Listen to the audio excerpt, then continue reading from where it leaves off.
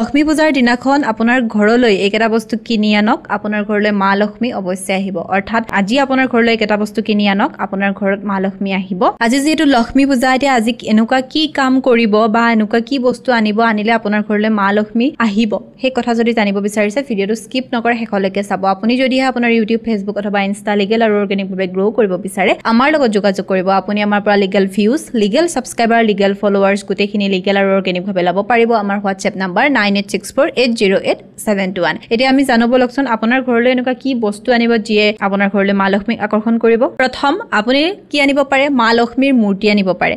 আৰু সেই মূৰ্তিভাগ আপুনি সম্পূৰ্ণ পবিত্ৰতাৰে, আপুনি সম্পূৰ্ণ নীতি নিয়মেৰে স্থাপন কৰিব আৰু প্ৰত্যেক দিনাই সেই মূৰ্তিভাগৰ আপুনি পূজা অৰ্চনা কৰিব।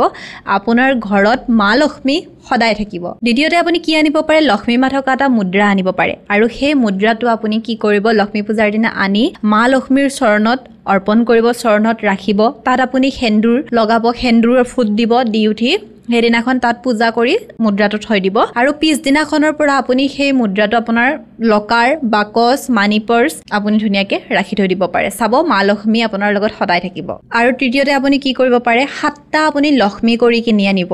আনি কি কৰিব, সেই কৰিকেইটা আপুনি গংগা জলেৰে ধুব।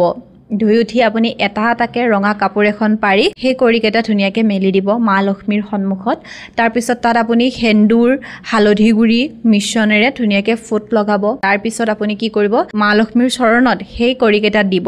দি উঠি আপুনি কি কৰিব, ওম ধনলক্ষ্মী নমঃ এই মন্ত্ৰটো জপ কৰিব পাৰে, ওম শ্ৰীম নমঃ এই মন্ত্ৰটো আপুনি জপ কৰিব পাৰে। জপ কৰি মা লক্ষ্মীৰ চৰণত থৈ দিব। আৰু পিছদিনাখন আৰু সেইখিনি আপুনি ধুনীয়াকে কি কৰিব, আপোনাৰ লকাৰ বা পাৰ্চত আপুনি ৰাখিব পাৰে। চাব মা লক্ষ্মীৰ আশীৰ্বাদ আপুনি লাভ কৰিব।